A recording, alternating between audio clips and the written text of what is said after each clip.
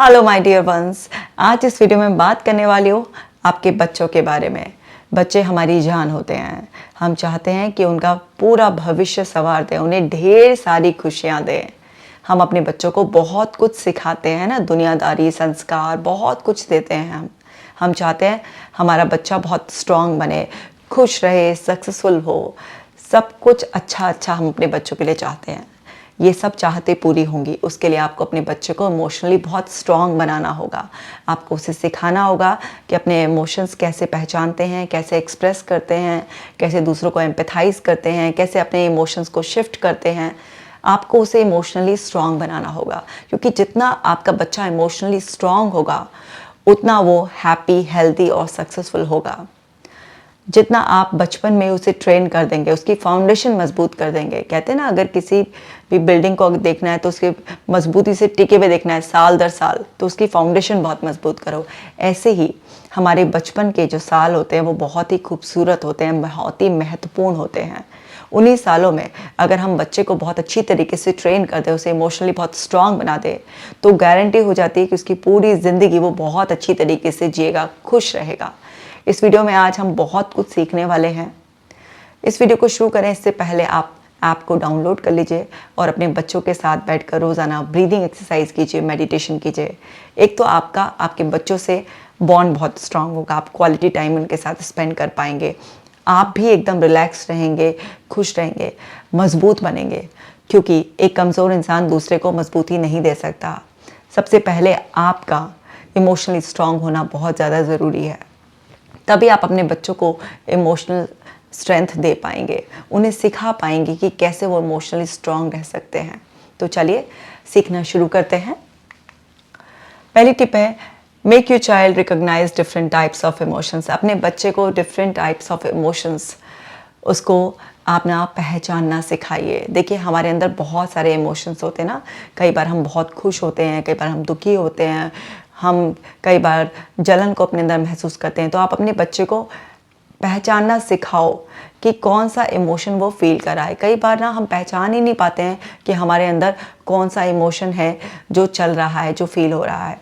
अब बच्चा गुस्सा है, अब आपको दिख रहा है कि बच्चा गुस्से में रो रहा है, चीख रहा है, चिल्ला रहा है, कुछ चीज़ें तोड़ फोड़ रहा है, कुछ भी है, तो आप बच्चे को हेल्प करो कि बेटा, आपका ये जो बिहेवियर है ये किस लिए है। ये इसलिए है क्योंकि आपके मन में किसी बात को लेकर गुस्सा है। अच्छा, वो गुस्सा किस बात पर है, क्या नाराज़गी है, क्या ऐसा हुआ जो आपकी इच्छा थी उससे कुछ अलग हो गया। तो आप उसे पहचानना सिखाइए कि जो भी उसका बिहेवियर है उसके पीछे उसके इमोशन का रोल है, और वो इमोशन क्या है, वो क्यों फील कर रहा है, उसके पीछे के क्या कारण हैं। तो जब आप बच्चे से क्वालिटी बात करेंगे तो वो पहचानना सीखेगा कि उसके अंदर वो कब कौन सा इमोशन फील करता है, कौन सा इमोशन है वो बहुत ज़्यादा फील करता है, कौन सा ऐसा इमोशन है जिसमें वो आउट ऑफ कंट्रोल हो जाता है, कौन सा ऐसा इमोशन है जिसको वो पता नहीं उसे, लेकिन वो उसे सप्रेस करता रहता है। लेकिन अगर आप ये सब करने की बजाय बच्चे को डांटना शुरू कर दोगे, उसको मारना शुरू कर दोगे, या उसे डायरेक्टली समझाना शुरू कर दोगे, इसमें ऐसा करने की क्या ज़रूरत है, तुम बहुत गलत कर रहे हो, बदतमीज़ हो गए हो, ये वो, इस तरीके से अगर उसे ट्रीट करना शुरू कर दोगे, तो उसे अपने इमोशंस को रिकॉग्नाइज करना कभी भी नहीं आएगा। उसे आपको इंट्रोड्यूस करना पड़ेगा डिफरेंट डिफरेंट इमोशंस से। उसे आपको बताना पड़ेगा कि हम सभी लोग एक जैसी स्टेट में नहीं रहते हैं। हमारी स्टेट, इमोशनल स्टेट्स चेंज होती रहती हैं। कभी हम बहुत ज़्यादा खुश होते हैं तो कभी हम कम खुश होते हैं, कभी हम उदास भी हो सकते हैं, कभी हमें गुस्सा, कभी हमें चिंता भी पकड़ लेती है, कभी हमारे मन को जेलसी भी पकड़ लेती है ना। कभी भी कुछ भी इस तरीके का इमोशन हमें पकड़ सकता है। सारे इमोशंस को हम नेचुरली फील करते हैं। कोई भी इमोशन बुरा नहीं होता है, किसी भी इमोशन को हम फील कर सकते हैं। ऐसा नहीं कि नहीं, उदास बिल्कुल भी नहीं होना है, उदास होने का मतलब बहुत ही बुरा हो गया। हम इंसान हैं, कभी कभी उदास भी हो सकते हैं, कभी हमारा रोने का मन भी कर सकता है, कभी कभी हमें किसी से ऐसा भी हो सकता है कि हेट हमारे अंदर आ रही है, जेलस फील हो रही है। कोई भी इमोशन, नेगेटिव या पॉजिटिव, हम फील कर सकते हैं। तो ऐसे ना करें कि नहीं सिर्फ पॉजिटिव पॉजिटिव इमोशन फील करने हैं, आपको नेगेटिव तो बिल्कुल नहीं करने हैं। सिर्फ आपको रिकॉग्नाइज करना सिखाना है कि आप कब क्या फील कर रहे हैं। तो आपको बच्चे को ये बताना है कि हर बिहेवियर, बेटा आपका जो भी एक्शन है उसके एक्शन के पीछे आप बताओ कि आप क्या सोच रहे हो, कैसा फील कर रहे हो, बॉडी में कहाँ पर उस इमोशन को आप फील कर रहे हो। तो बच्चे ना बहुत अच्छी तरीके से बता देते हैं आपको कि जैसे बच्चा है तो मुझे गुस्सा आ रहा है, तो बच्चा कहेगा मेरा मन कर रहा है पंच मारने का, तो वो बता देगा कि अच्छा यहाँ पर उसके गुस्से की एनर्जी फील हो रही है। कोई बच्चा पैर पटक रहा है तो वो बता देगा कि हाँ उसको पैर में वो चीज़ हो रही है। कोई कह देगा कि मेरे को ना अपनी चेस्ट में यहाँ पर लग रहा है। तो बच्चा अपनी ज़बान में बता सकता है, ज़रूरी नहीं कि वो बहुत क्लियर एक्सप्रेशन करे, लेकिन वो बताएगा कि उस नेगेटिव इमोशन की एनर्जी को वो अपनी बॉडी में कैसे फील कर रहा है। ज़रूरी नहीं है कि वो एकदम से प्रॉपर नाम दे पाएगा, आपको उसको हेल्प करना है। आप उससे कुछ भी क्वालिटी क्वेश्चन पूछ सकते हैं। तो सबसे पहले तो आपको क्या है कि बच्चे को क्या सिखाना है कि वो अपने एक्शंस को नोटिस करे, है ना। तो हम क्या करेंगे कि बच्चे को इमोशंस को आइडेंटिफाई करने के लिए बच्चे से पूछें कि बेटा आपके एक्शंस को देखो। आप उससे ना रिटन एक्टिविटी भी करा सकते हो कि लिखो आपके एक्शंस क्या हैं। तो फिर एक्शंस के लिए बेटा हम ना जो सोचते हैं वैसा हम फील करते हैं। तो उससे पूछो कि क्या हुआ था आज, स्कूल में कुछ हुआ, घर में कुछ हुआ, किसी ने कुछ कहा, आपने कोई सीरियल देखा, है ना। ऐसे बच्चे देखते हैं ना बहुत सारे कार्टून शोज़ वगैरह, या टीचर ने कुछ कहा, कुछ भी इस तरीके का आप उससे पूछे कि क्या हुआ था और उसके मन में क्या चल रहा है, उसके मन में क्या बात आ रही है और वो कैसा फील कर रहा है। तो वो बच्चा कुछ भी बोल सकता है ना। अगर वो बोल रहा है तो ज़रूरी नहीं कि वो करेक्ट इमोशन आपको आइडेंटिफाई करके बता रहा है, आप उससे हेल्प करें। तो जैसे बच्चे ने यही बोला कि गुस्सा आ रहा है, तो गुस्सा क्यों आ रहा है, अच्छा ये नहीं कि अच्छा गुस्सा आ रहा है, बेटा गुस्सा क्यों आ रहा है। तो वो बता सकता है कि मेरे दोस्त ने मेरी बात नहीं मानी, या मेरी हेल्प नहीं की, या मुझे चिढ़ा रहा था, या मेरा सामान छेड़ दिया, कुछ भी ऐसे बता सकता है वो। तो आपको पता चलेगा कि अच्छा क्या हुआ था। तो उससे आपको पता चलेगा अच्छा तो आपको उस पर गुस्सा आ रहा है, आपको गुस्सा क्यों आ रहा है, आपको पता है कि गुस्सा क्या होता है। तो वो बताएगा कि हाँ मेरा मन कर रहा है कि मैं उसको मार दूँ, मैं उसको कुछ बोल दूँ, कुछ भी ऐसे वो बोल सकता है ना। जो भी बच्चा बोले तो समझो कि उसके लिए गुस्से का ये मतलब हो गया है। अब उसने गुस्से का ये मतलब निकाला, तो ये भी समझिए आप साथ के साथ कि कहीं ऐसा तो नहीं है कि वो जो भी इमोशन ज़्यादा फील करता है या जो भी वो इमोशंस को एक्सप्रेस जिस तरीके से कर रहा है, उसकी ट्रेनिंग उसे घर वालों से ही मिली है। क्योंकि बच्चा सारे अपने इमोशंस को जो भी जिस भी तरीके से फील करता है, तो उसे कोई एक्चुअली इमोशंस का एक्सप्रेस करना अच्छे से आता नहीं है। उसने अपने बड़ों को जिस भी तरीके से देखा हुआ होता है, वो वहीं से देख देख कर सीखा हुआ होता है। अब जब वो वहीं से देख देख कर सीखा हुआ होता है, तो वो एक्चुअली जो भी एक्सप्रेस कर रहा होता है, उसके एक्सप्रेशन से आप एक कनेक्शन बना सकते हैं कि मेरा बच्चा इस सिचुएशन में इतना रिएक्ट कर रहा है, मेरा बच्चा इस इमोशन को इस तरीके से एक्सप्रेस कर रहा है। तो आप आराम से रिलेट कर सकते हैं कि उसने ये सब चीज़ें एक्सप्रेस करनी या इस तरीके से रिएक्ट करना, या इस तरीके से जो इसको ये फीलिंग आती है कि इतनी छोटी छोटी बातों पर इस तरीके से फील किया जाता है, इस तरीके से हैंडल ही किया जाता है इस सिचुएशन को, ये कहाँ से सीखा है। तो आप बच्चे को उसके इमोशंस को पहचानना भी सिखाते हैं कि वो क्यों फील कर रहा है, और साथ के साथ आप ये भी पता लगा सकते हैं कि बच्चा कहाँ से ट्रेनिंग ले रहा है इस तरीके के इमोशंस को ऐसे फील करने की, ऐसे एक्सप्रेस करने की। तो इससे क्या होगा कि बच्चे का भी फ़ायदा होगा और आपको भी साथ के साथ पता चल जाएगा कि हमें क्या अपने लेवल पर भी चेंज करने की ज़रूरत है। लेकिन बच्चे को डिफरेंट इमोशंस आप रिकग्नाइज करना सिखाइए। तो जैसे ये तो हो गई गुस्से की बात। हाँ, तो एक्शन के पीछे मैं आपको पहले बता रही थी कि एक्शन के पीछे बच्चे के साथ देखो कि क्या कुछ इवेंट हुआ है, वो क्या सोच रहा है, उसकी थॉट क्या चल रही है उसके मन में, और फिर उससे उसकी थॉट्स की वजह से फीलिंग की बात करो आप उससे। और बच्चे को बताओ कि जैसा हम सोचते हैं वैसा हम फील करते हैं और वैसे हमारे एक्शंस होते हैं बेटा। सो वो सब चीज़ें जब आप उसे समझाओगे तो ये तो नेगेटिव सेंस में भी हो गया, उसे हैप्पी इमोशंस भी, अपने जो पॉजिटिव इमोशंस है उसको भी आइडेंटिफाई करना, रिकॉग्नाइज करना सिखाइए आप। जब वो बहुत खुश हो तो उससे तभी भी पूछो, अच्छा आप बहुत खुश हो, आज क्या बात है खुशी की, क्या हुआ, किसने कोई कॉम्प्लीमेंट दिया, क्या आपने अच्छा किया, किसी ने आपको प्रेज़ किया, या कुछ भी जो आपने सोचा था वैसा हो गया। तो उसको ना पॉजिटिव और नेगेटिव दोनों इमोशंस में ये समझ में आएगा कि हम जो भी फील कर रहे होते हैं उसके पीछे कुछ ना कुछ इवेंट्स, हमारा थॉट प्रोसेस, कुछ ना कुछ दूसरे लोगों का इन्वॉल्वमेंट और एनवायरनमेंट का रोल सब बहुत इम्पॉर्टेंट रोल प्ले करता है, और उस सब की वजह से हम कुछ अंदर फीलिंग्स महसूस करते हैं। अब ऐसा नहीं होता कि हर बार कोई रीज़न बेस ही होता है, कई बार हम ऐसा भी होता है कि बिना किसी रीज़न के भी हंस सकते हैं, मुस्कुरा सकते हैं, या हमें पता ही नहीं चलता कि हमारा मूड क्यों ऑफ है। नेगेटिव इमोशंस भी होते हैं, तो बच्चों के साथ भी बिल्कुल ऐसा ही होता है। लेकिन छोटे बच्चे जब होते हैं कि 8-10 साल तक के बच्चे होते हैं, तो उनके पीछे ना कुछ ना कुछ रीज़न ज़रूर होता है कि जब भी वो कुछ नेगेटिव इमोशन फील करेंगे। पॉजिटिव इमोशन तो नेचुरली भी फील करते हैं। आपने देखा होगा ना, छोटा बच्चा अपने खिलौने से भी खेल रहा है तो वो बहुत अच्छी तरीके से खेलता ही रहेगा, उसे कोई भी दुनियादारी की बहुत बड़ी बड़ी चीज़ों से और चीज़ों से कोई मतलब नहीं होता। लेकिन खास तौर से नेगेटिव इमोशन जब वो फील करता है तो ज़रूर उसकी दुनिया में कुछ ना कुछ हुआ ही होता है। तो जो छोटे बच्चे होते हैं, 8-10 साल तक के बच्चे, उनको नेगेटिव इमोशंस को बहुत अच्छी तरीके से रिकॉग्नाइज करना सिखाना है, और बेटर अंडरस्टैंडिंग के लिए पॉजिटिव, जब वो बहुत ही ज़्यादा नॉर्मल से ज़्यादा खुश महसूस करते हैं, बहुत ही एक्साइटेड मोटिवेटेड फील करते हैं, तो तब आपको उनको ये सिखाना है कि ये जो अच्छे वाले इमोशन है, जो पॉजिटिव इमोशंस हैं, वो फील कर रहे हैं। क्यों फील कर रहे हैं? क्योंकि उसके पीछे उनका पॉजिटिव थॉट प्रोसेस है, उनके साथ जो आसपास कंडीशंस हुई हैं वो फेवरेबल है, इस वजह से वो ऐसा फील कर रहे हैं। और फिर उनको डिफरेंस बताइए, समझाइए कि बेटा अगर आपको पॉजिटिव इमोशन ज़्यादातर फील करने हैं तो आपको अपना थॉट प्रोसेस सही करना है। जो भी आपके एनवायरनमेंट में हो रहा है उसके साथ एक आपको प्रॉपर बॉन्डिंग, एक ट्यूनिंग बैठानी होती है, तब ऐसा जाकर होता है। और कैसे हम अपने नेगेटिव इमोशंस को पॉजिटिव में शिफ्ट कर सकते हैं। नेगेटिव इमोशंस को भी एक्सेप्ट करना होता है, हमें एक्सेप्ट कर कर उन्हें रिलीज़ करना होता है। तो जब आप इतनी क्वालिटी बात करेंगे बच्चे से, तो धीरे धीरे वो क्या है ना, बच्चा अपने इमोशंस को रिकॉग्नाइज करना सीख जाएगा। आगे देखते हैं, बिकम अवेयर। आपको भी अवेयर होना होगा ना कि आपका बच्चा कब कौन से इमोशन के जोन में ज़्यादा रहता है।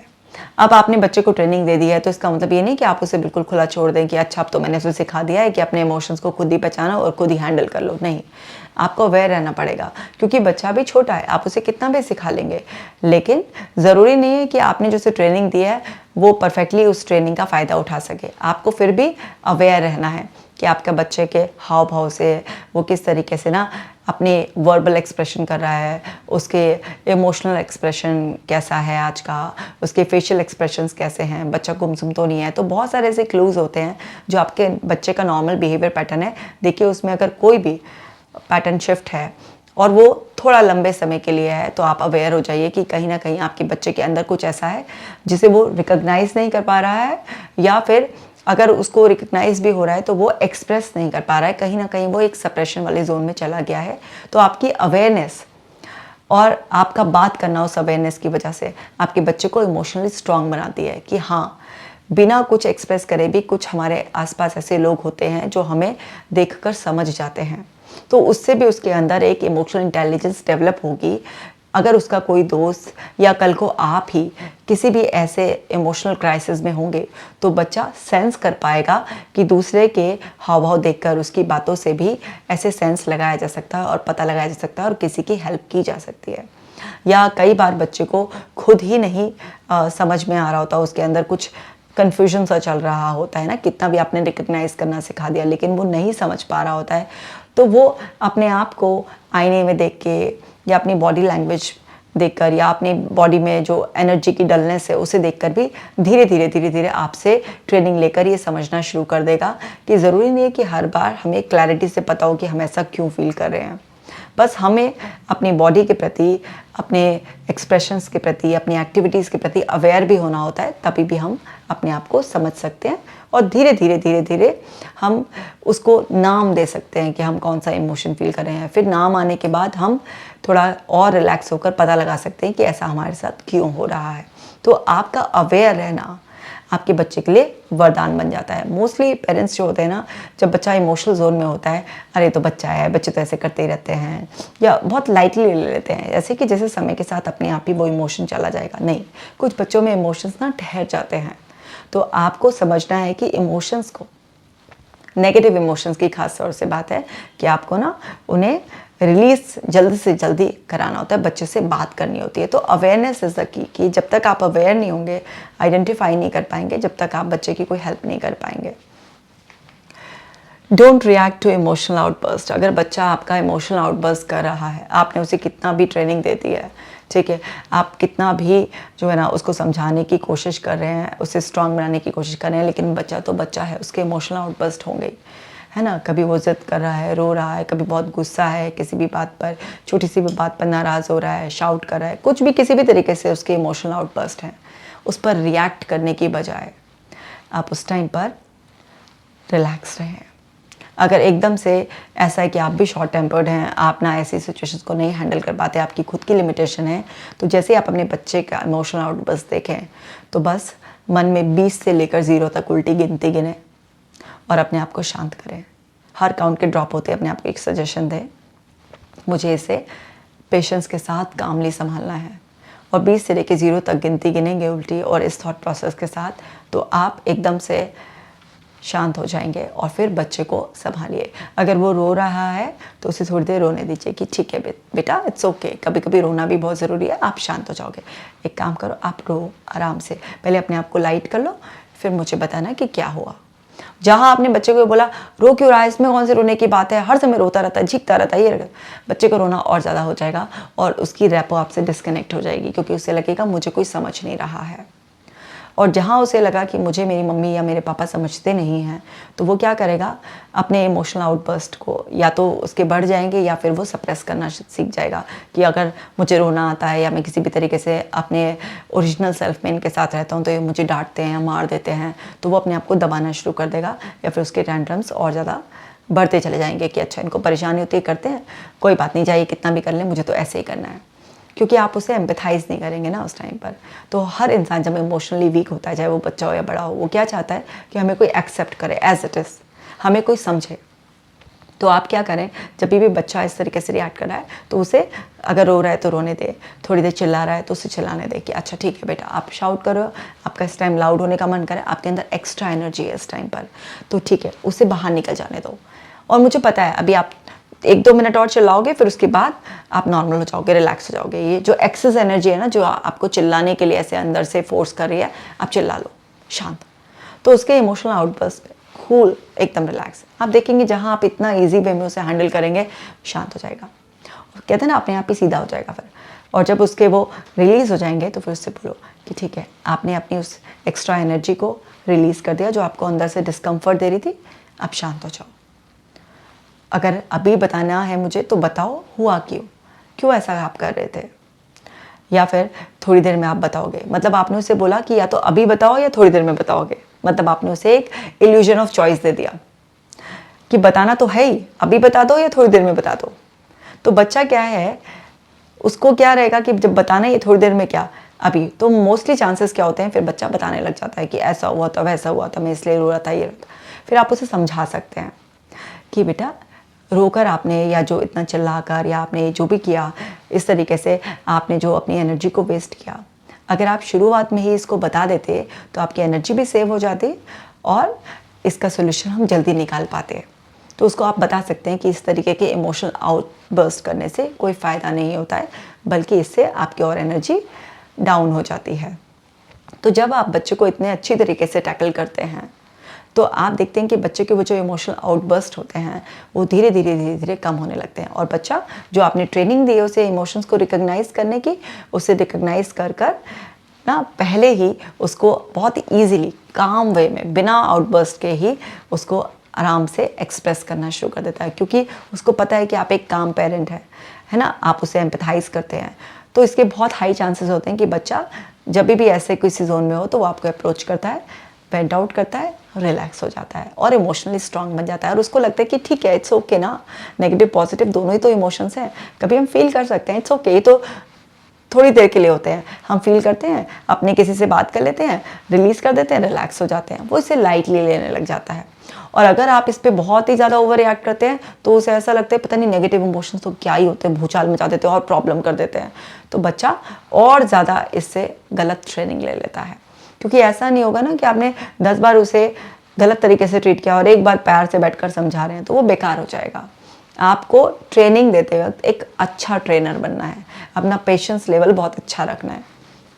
और देखते हैं टीच इमोशनल रेगुलेशन, आपको उसे इमोशनल रेगुलेशन सिखाना है, यानी कि अपने इमोशंस को रेगुलेट करना, यानी कि वो एनर्जी जो नेगेटिवली आपको अफेक्ट करी है उसे पॉजिटिव में कन्वर्ट करना। तो उसमें एक टेक्निक होती है, ऑपोजिट एक्शन टेक्निक होती है ना। तो इसमें जो ऑपोजिट एक्शन टेक्निक होती है उसमें क्या होता है, जैसे बच्चा सपोज करो उदास महसूस कर रहा है ना, तो सैड उसका एक इमोशन है, सैडनेस।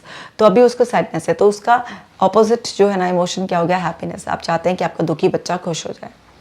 अब उससे पूछें कि बेटा आपको खुशी देने वाली एक्टिविटीज़ कौन कौन सी हैं, क्योंकि आपने उसे आइडेंटिफाई करना सिखा लिया, आपने सब देख लिया कि वो क्यों सैड था। अब उसे हैप्पीनेस यानी कि देनी है आपको, तो हैप्पी बनाना है। तो हैप्पीनेस आपको कौन कौन सी एक्टिविटीज़ देती हैं, तो जो भी एक्टिविटीज़ देती हैं और जो उस समय के हिसाब से आप फिट हो सकती है एक्टिविटी, उस एक्टिविटी को करने के लिए उसे मोटिवेट करें। उसे बताएं कि बेटा जब भी हम कोई ऐसे एक्शन लेते हैं, क्योंकि हमारे थॉट्स, हमारे एक्शंस और हमारे इमोशंस में बहुत डीप कनेक्शन होता है। अगर आपको ये हैप्पीनेस देने वाली एक्टिविटी है, इनमें से अगर कोई भी आप एक्टिविटी ये करोगे, आप ऐसा एक्शन लोगे, तो वो आपके इमोशन को चेंज करना शुरू कर देगा और फिर आपका मूड अच्छा हो जाएगा, आपके अंदर पॉजिटिव थॉट्स भी अपने आप आ जाएंगे। तो यहाँ पर ऑपोजिट एक्शन टेक्निक, यानी कि जो भी आप इमोशन चाहते हैं वो किन किन एक्टिविटीज़ से आपको फील होता है, तो वो एक्टिविटीज़ करने के लिए बच्चे को मोटिवेट करें। तो इससे क्या होगा कि उसकी एनर्जी शिफ्ट हो जाती है और आपका रोता हुआ उदास बच्चा खिलखिलाने लग जाता है। तो किसी भी इमोशन के लिए उसका जो भी आप उससे चेंज कर इमोशन चाहते हैं, उससे रिलेटेड आपको एक्शन लेने होते हैं। तो ये बहुत ही ज़्यादा हेल्पफुल होता है। इसी तरीके से प्रॉपर कम्युनिकेशन, अपने बच्चों के साथ डेली बहुत अच्छे से कम्युनिकेट करना होता है आपको, बच्चों को क्वालिटी टाइम देना होता है। जितना ज़्यादा आप बचपन में किसी बच्चे को समय देंगे, उससे दिल खोलकर बातें करेंगे। ऐसा नहीं है कि बस अपनी तारीफ़ें ही करनी है, अपने आप को बहुत ही स्ट्रॉन्ग दिखाना है आपको। आपके अंदर भी जो वीकनेसेस हैं उसको भी आप शेयर करो, अपनी लाइफ के एक्सपीरियंसेस भी बच्चे के साथ शेयर करो, स्टोरी के फॉर्म में करो। बच्चे स्टोरी के फॉर्म में बहुत जल्दी सीख जाते हैं। तो अपने स्कूल की स्टोरीज़ है ना, अपने जो फैमिली में अपने पेरेंट्स के साथ जो आपका बॉन्ड रहा उसके बारे में शेयर करो, क्योंकि बच्चे कहानियों से बहुत जल्दी सीखते हैं। तो जब आप उसे ये कहानी के रूप में कुछ भी अपनी लाइफ के इंसिडेंट सुनाएंगे तो बच्चा आपसे ज़्यादा कनेक्टेड फील करेगा और उसे लगेगा इट्स ओके। लड़ाई झगड़े, उदासी, रोना, नाराज़ होना, गुस्सा, ये सब चीज़ें तो नॉर्मल सी बातें सभी की उसमें होती हैं और बच्चा इनको बहुत ज़्यादा हवा नहीं मानेगा कभी भी, और वो अपने अंदर दबाना नहीं सीखेगा बल्कि अपने आप को रिलैक्स कर एक्सप्रेस करना सीखेगा। तो उसे आप बताइए इस तरीके की बातें आपकी लाइफ की हो, अगर आपकी लाइफ की नहीं हो तो किसी दूसरे की लाइफ की स्टोरी सुना दीजिए, नहीं हो तो कोई स्टोरी बनाकर सुना दीजिए। तो बच्चों को जो है ना इस तरीके की कोई भी स्टोरी ऐसे सुनाइए ज़रूर, उनसे बातें कीजिए, उनके स्कूल के बारे में, उनके दोस्तों के बारे में, उनको क्या अच्छा लगता है, कौन से कार्टून्स उन्हें अच्छे लगते हैं, क्यों अच्छे लगते हैं, कौन से अंकल अच्छे लगते हैं, कौन सी आंटी अच्छी लगती हैं, कौन से गंदे लगते हैं, कौन सा घर का फैमिली मेम्बर उनको कैसा लगता है। उनका फीडबैक लीजिए कि मम्मा को और अच्छी मम्मा बनने के लिए क्या करना होगा, पापा को और अच्छे पापा बनने के लिए क्या करना होगा। भाई बहन के बारे में लीजिए फीडबैक, घर के सर्वेंट्स हो उनके बारे में भी लीजिए। बच्चे से खुलकर बात कीजिए, हर बात के बारे में बच्चे से बात कीजिए। बच्चा अगर आपसे कोई क्वेश्चन पूछता है, अभी नहीं, अभी तुम्हारी उम्र के लायक नहीं, बाद में बात करेंगे, नहीं, ऐसे मत टालिए। बच्चे के अंदर वो क्यूरियोसिटी और ज़्यादा बढ़ जाएगी। अगर बच्चे ने अपनी एज से बड़ा कोई क्वेश्चन भी आपसे पूछ लिया है तो उसे कोई स्टोरी के फॉर्म में बच्चे की एज के अनुसार जितना उसे डोज देना चाहिए उसके अकॉर्डिंग जो है ना आप जो है ना उससे बात कर सकते हैं, क्योंकि बच्चे कई बार ऐसे क्वेश्चंस भी पूछ लेते हैं जिसको पेरेंट्स एकदम से जवाब नहीं दे पाते हैं। तो आपको बच्चे से बातें करनी है, क्योंकि अगर आप उसके सवालों का जवाब नहीं देंगे तो कहीं से भी वो उल्टा सीधा जवाब उसको मिलेगा, वो ढूंढेगा। क्योंकि अगर मन में सवाल आया है तो उसका जवाब चाहिए होता है, बच्चा हो या बड़ा हो। तो फिर वो कहीं और से ढूंढेगा, किसी ने उल्टा पुल्टा कुछ गलत बता दिया तो आपके बच्चे का नुकसान हो जाएगा। तो बच्चे से रोज़ खुलकर बात करें। बात करने से क्या होता है, हमें पता चलता है हमारे बच्चे के अंदर की दुनिया में क्या चल रहा है। क्योंकि जब हम किसी से बात करते हैं तो एक तो उससे हमारी कनेक्टिविटी बहुत अच्छी रहती है और दूसरा बात करने के ज़रिए ही हम उसको अच्छी तरीके से जान पाते हैं। और फिर बच्चे की एक हैबिट हो जाती है शेयर करने की। और बच्चे की दुनिया में जब भी कुछ भी चेंजेस आते हैं तो आप पहले से ही पता लगा लेते हैं, तो बच्चे को आप किसी भी तरीके का बड़ा नुकसान होने से पहले बचा लेते हैं। अब कम्युनिकेट करने का ये मतलब नहीं है कि आप उस पर ज़बरदस्ती संस्कार थोपते चले जाएं और या अपने आप को बिल्कुल हीरो बनाकर उसको इस तरीके से वो करें कि जो है ना भाई मैं तो इतने ही देवी थी समान और मैं तो इतना ही बड़ा महापुरुष हूँ और तुमको भी बच्चे ऐसे ही बनना है। नहीं, ओपनली कम्युनिकेट करें। क्योंकि कुछ पेरेंट्स बात तो करते हैं बच्चे से, लेकिन जब भी देखो एडवाइस देते रहेंगे, जब भी देखो अपने टाइम का टेप रिकॉर्डर चालू रखेंगे, वो सब नहीं करना है। बच्चे की दुनिया में आपको एंटर करना है तो उसके बारे में बात करनी है, ठीक है। आगे समझते हैं। बी अ रोल मॉडल, अपने बच्चे के रोल मॉडल बने। बच्चे ना बहुत बड़े अच्छे ऑब्जर्वर होते हैं, और बच्चे ना बचपन में आप देखिए हर बच्चे को क्या है अपने माँ बाप जैसा ही बनना होता है, रोल मॉडल होते हैं हम बच्चों के। लेकिन जैसे जैसे वो बड़े होते हैं, हमारी असलियत उनके सामने आती है, तो वो फिर रोल मॉडल्स किसी और को ढूंढने लग जाते हैं। आपको अपने बच्चे का रोल मॉडल बनना है। कैसे? अगर आप गुस्सा करेंगे, डेफिनेटली आपका बच्चा भी गुस्सा करना सीखेगा। आप दूसरों की इज्जत नहीं करेंगे, आपका बच्चा भी नहीं करेगा। मतलब आप जैसा जैसा करते जाएंगे, बच्चा वैसा वैसा आपको कॉपी करता चला जाएगा। आप चाहते हैं बच्चा इमोशनली स्ट्रांग बने, तो उसके साथ डेमो दीजिए उसको ना, कि आपको भी अपने इमोशंस को अच्छी तरीके से संभालना आना चाहिए। बच्चे से तो बोल रहे हैं कि बेटा गुस्सा नहीं करना चाहिए, काम रहना चाहिए। आपकी मर्जी के खिलाफ जरा सा भी कुछ हो जाए तो आप चीख पड़ते हैं, गालियाँ देने लग जाते हैं। आप क्या उसे डेमो दे रहे हैं? आप उससे एक्सपेक्ट कुछ और कर रहे हैं, उसे डेमोन्स्ट्रेशन कुछ और दे रहे हैं। बच्चा कंफ्यूज हो जाएगा, बोलेगा यही पागल है, ये जो कहते हैं खुद तो करते नहीं है और मुझे करने के लिए बोलते हैं। वो आपकी इज्जत खो देगा। और आपकी इज्जत, आपको अगर इसका वो प्रूफ चाहिए ना, तो अपने बच्चों से बात करना। शुरुआती है, याद रखना, सबके बच्चे के जो है ना पापा उसके हीरो होते हैं, मम्मी उसकी दुनिया में बहुत ही खास होती है। लेकिन जैसे जैसे बच्चा बड़ा होता है, आपकी हरकतें देखता है, वो अपने रोल मॉडल्स बदल लेता है, क्योंकि समझ जाता है कि ये जो ट्रेनर मुझे समझाने की कोशिश कर रहा है खुद तो फॉलो करता नहीं है। तो आपको एक राइट डेमो देना है, अपने बच्चों के रोल मॉडल बनिए। यानी कि अपने इमोशंस को, कि आपको कोई उदासी पकड़ती है तो आप पता चला 4 दिन देवदास बन के घूम रहे हैं, तो बच्चा भी समझ जाएगा अच्छा उदासी का मतलब ये है कि पहले 4-5 दिन वेस्ट करो, उसके बाद धीरे धीरे नॉर्मल हो। अगर आप उसे स्ट्रांग बनाना चाहते हैं तो आप अपने ऊपर लगातार काम करते रहिए। Praise your child for good behaviour. अपने बच्चे को इसलिए नहीं कि वो मेरा बच्चा है, उसके जो अच्छा काम है, उसने जो भी कुछ नेक काम किया, अच्छा किया, अपने अंदर कुछ भी सुधार किया, उसके लिए उसे अप्रिशिएट कीजिए। क्योंकि एप्रिसिएशन क्या है, हमारे अंदर रिपीटेशन लेकर आता है। अगर किसी भी चीज़ के लिए हमें अप्रिशिएट कर दिया जाता है तो बच्चा उस बिहेवियर को रिपीट करता है। लेकिन याद रखें कि उसके अच्छे बिहेवियर को ही आपको रिपीट अप्रिशिएट करना है। ऐसा नहीं है कि उसने इतना कुछ ऐसा किया नहीं और उसके लिए आपने बहुत ही अप्रिशिएट कर दिया, तो उसके अंदर अननेसेसरी का आपने एक वो बना दिया कि हाँ बच्चा था एवरेज, और आपने उसे ब्रिलियंट कह के इस तरीके से लेबल कर दिया। या आप छोटी छोटी बातों पर भी, जो नॉर्मल सी बातें, बहुत बड़ा चढ़ा कर तारीफ़ कर देते हैं, तो इससे बच्चे को गलतफहमी भी हो जाती है अपने बारे में। तो आपको एक बात को बहुत अच्छी तरीके से समझना होगा कि बच्चे को एप्रिसिएशन चाहिए होता है, लेकिन वो एप्रिसिएशन जेन्युइन होना चाहिए। जब हम बच्चों को उनके अच्छे बिहेवियर के लिए एप्रिशिएट करते रहते हैं, तो बच्चे और अच्छा बिहेवियर करने के लिए अपने आप ही मोटिवेटेड फील करते हैं। लेकिन सब चीज़ लिमिट में। कुछ लोग अपने बच्चों की जानबूझकर बहुत ज़्यादा पहले ही बड़ा चढ़ा के तारीफ़ करने लग जाते हैं। उससे भी बच्चा ना एक फॉल्स ईगो उसके अंदर डेवलप होना स्टार्ट हो जाती है, और जो कि बहुत अनहेल्दी होती है। बच्चा फिर जो है ना थोड़ा नार्सिसिस्टिक ट्रेट्स को भी अपना लेता है। वो अपने आप को ऐसे मानता है कि वो तो हर चीज़ में बहुत ही अच्छा और बहुत ही कुछ खास है, दूसरे को अपने आगे कुछ समझता नहीं है। या फिर वो बहुत ओवर बर्डन फील करता है कि मुझे इतना अप्रिशिएट किया जाता है, मुझे गुड, अच्छा बच्चा, मेरा बच्चा ये भी अच्छा करता है, ये भी अच्छा करता है, ये भी अच्छा करता है। उसके सर पे आपने पूरा टोकरा रख दिया अच्छाई का, तो उससे वो बहुत ज़्यादा बर्डन फील करता है। ये भी बात सही नहीं है। तो सब चीज़ें लिमिट में करनी चाहिए। आगे देखते हैं। Create a safe space. अपने बच्चे के लिए एक ऐसा सेफ स्पेस जो है ना क्रिएट करें जहाँ पर आपका बच्चा बहुत सेफ फील करे, इमोशनली स्ट्रांग। अब देखिए ना क्या होता है कि हमें पता है कि हमारे घर के फैमिली मेम्बर्स का कि किस तरीके का नेचर होता है। अपने बच्चों को ऐसे लोगों के पास छोड़कर चले जाएं जो कि उनका तो खुद ही अपने इमोशंस पर काबू नहीं है, कभी भी चीख देते हैं, चिल्ला देते हैं, बच्चे को झिड़क देते हैं, घर में कलेश हो रहा है, कुछ भी ऐसा हो रहा है, माँ बाप के बीच में बॉन्डिंग ही नहीं है, और फैमिली मेम्बर्स हैं कि जो हर समय इस तरीके से कुछ ना कुछ ड्रामा चलता रहता है। तो बच्चे को अगर कोई भी सेफ एनवायरनमेंट प्रोवाइड नहीं किया जाएगा घर के अंदर ही, तो बच्चा कैसे इमोशनली स्ट्रांग बनेगा। बच्चे के अंदर बहुत सारे फियर्स डेवलप हो जाएंगे ना। बच्चा हर समय डरा डरा सा रहेगा कि कब मम्मी पापा की लड़ाई जाएगी, कब घर में कोई और इंसान है जो चीखने चिल्लाने लग जाएगा, गाली देने लग जाएगा। जब बच्चा अपने ही घर में सेफ नहीं फील करेगा तो उसके अंदर की इनसिक्योरिटीज़ बाहर भी उसे बहुत इनसिक्योर फील कराएंगी। अब आप उसके पीछे पीछे स्कूल में नहीं भाग सकते, उसके दोस्तों के घर नहीं जा सकते, सब जगह नहीं जा सकते, लेकिन आप अपने घर का एनवायरनमेंट तो बहुत सेफ क्रिएट कर सकते हैं।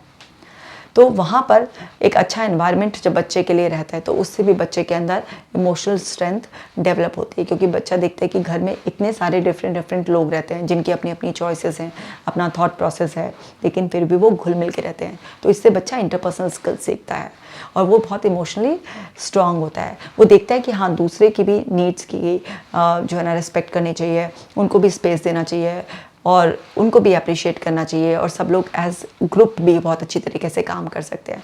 तो बच्चा इन स्किल्स को सीखकर बाहर अपने स्कूल में, अपने दोस्तों वगैरह के साथ, बाहर भी कहीं भी सोसाइटी में, किसी भी गैदरिंग में वो सारी चीज़ें जो वो घर से सीखता है, उन सारी स्किल्स का इस्तेमाल करता है, तो वो अच्छा एडजस्ट कर पाता है लोगों के साथ। छोटी छोटी बातों को पकड़ने की बजाय वो इग्नोर करना सीख जाता है, हंसी में उड़ाना सीख जाता है। जहाँ अपना स्टैंड लेना होता है तो वो वहाँ पर स्टैंड भी लेता है अपना, और आपसे वो शेयर भी करता है, क्योंकि आपने उससे वो आदत डाली हुई होती है। और अगर आपको लग रहा है कि हम अपने घर में बहुत अच्छा एनवायरनमेंट रख रहे हैं, लेकिन बच्चे के साथ स्कूल में कुछ लगातार गलत हो रहा है, या कोई पर्टिकुलर बच्चे से या किसी नेबर से कहीं से भी कुछ उसे प्रॉब्लम हो रही है और बच्चा आपका कंफर्ट फील नहीं कर रहा है, तो बच्चे की बात सुनिए, उसे तवज्जो दीजिए और जाइए और बात कीजिए। क्योंकि बहुत सारे पेरेंट्स ये बहुत बड़ी गलती कर देते हैं कि घर का एनवायरनमेंट तो ठीक रख लेते हैं, लेकिन बच्चे को कहीं बाहर प्रॉब्लम हो रही होती है तो क्या होता है, उस पर ध्यान नहीं देते, नज़रअंदाज कर देते हैं। हम ऐसे कैसे कह दें दूसरे को, बात करेंगे तो ये हो जाएगा, वो हो जाएगा। नहीं भाई, आपको ना तो ओवर बहुत इन्वॉल्व होना है कि छोटी छोटी बात पर लिया बच्चे के स्कूल पहुंच गए, या लिया बाहर बच्चे की कुछ लड़ाई झगड़ा हो रहा है अपने यार दोस्तों से, कुछ भी ऐसा हो रहा है तो लिया और आपने इंटरफेयर करना शुरू कर दिया और बच्चे का फेवर करना शुरू कर दिया। ना तो वो अच्छा है, और ना ऐसा है कि कम्प्लीटली आप बिल्कुल इग्नोरेंट हैं, कि आप बिल्कुल ही इन्वॉल्व नहीं हो रहे हैं। तो दोनों ही एक्सट्रीम है, गलत हैं। जहाँ पर ज़रूरत है कि हाँ, आपका बच्चा लगातार अनकंफर्टेबल फील कर रहा है, तो वहाँ पर ज़रूर आपका इन्वॉल्वमेंट होना चाहिए। बाकी अपने घर में सबसे ज़्यादा, क्योंकि अगर बच्चे का घर का इन्वायरमेंट बहुत अच्छा होता है ना, उसके लिए एक उसके अंदर एक एहसास होता है सेफ्टी का, तो वो बहुत ही अच्छा होता है। टीच ब्रीदिंग एक्सरसाइजेस, अपने बच्चों को ब्रीदिंग एक्सरसाइजेस ज़रूर सिखाएं। डेली उनके रूटीन में होनी चाहिए कम से कम 15 minute breathing exercise, belly breathing exercise. बच्चे हैं उनसे फ़न की तरह इस तरीके से कि देखो, तुम्हारी टमी पे ना एक बैलून बांध दिया है, इमेजिन करो कि आपके फेवरेट कलर का बैलून ना आपकी टमी पर लगा दिया है, और देखो हम एक फ़न गेम खेलते हैं। जैसे आप सांस ले रहे हो, देखो बैलून फूल रहा है, और देखो मैजिक, जैसे ही आप सांस छोड़ोगे वो बैलून वापस से उसकी हवा निकल गई है, कितना अच्छा लग रहा है। तो इस तरीके से आपको वो करना है। तो मैं 50 तक काउंट करेंगे, मैं 50 मतलब अगर मदर करा रही तो कि मैं 50 तक काउंट करूँगी और आपको ये करना है। तो बच्चे हैं, खेल खेल में ये सब चीज़ें करने लग जाते हैं। आप फेदर्स ले लीजिए या रोज़ पेटल्स ले लीजिए और बच्चे के यहाँ पर रखाइए और उसको बोलिए कि अच्छा ज़ोर से फूंक मारो, देखते हैं कितनी दूर जाकर उठते हैं। तो बच्चे को लगेगा अरे मेरे को तो खिला रहे हैं ये, मेरे को तो जो है ना फ़न हो रहा है ये। तो बच्चों की खेल खेल में एक्सरसाइज हो जाएगी, है ना। विसल सीटी आती है ना, तो चलो हम देखते हैं कि कौन सीटी बजाएगा ज़ोर से। तो जैसे ही बच्चा सीटी बजाने का होगा तो पहले मुंह में हवा भरनी पड़ेगी ना। तो क्या है, इस सब के ज़रिए बच्चे को ब्रीदिंग एक्सरसाइज कराएंगे तो बच्चों को ऐसा लगेगा खेल हो रहा है ये। तो बच्चे ना खेल खेल में ब्रीदिंग एक्सरसाइज, तो ये 2-3 मैंने आपको आइडिया बताया, ऐसे बहुत सारे आइडियाज़ हैं। तो आप 5-5 मिनट भी ऐसे करेंगे, 15 मिनट आराम से बच्चों को डेली ब्रीदिंग एक्सरसाइज कराइए, क्योंकि हमारी सांस और सोच का बहुत गहरा कनेक्शन है। जितनी हमारी लंबी गहरी सांसें चलती हैं उतना हमारा दिमाग शांत रहता है, और जितना हमारा मन शांत रहता है, आपको पता है इमोशनल स्ट्रेंथ उतनी ज़्यादा हमारे अंदर होगी।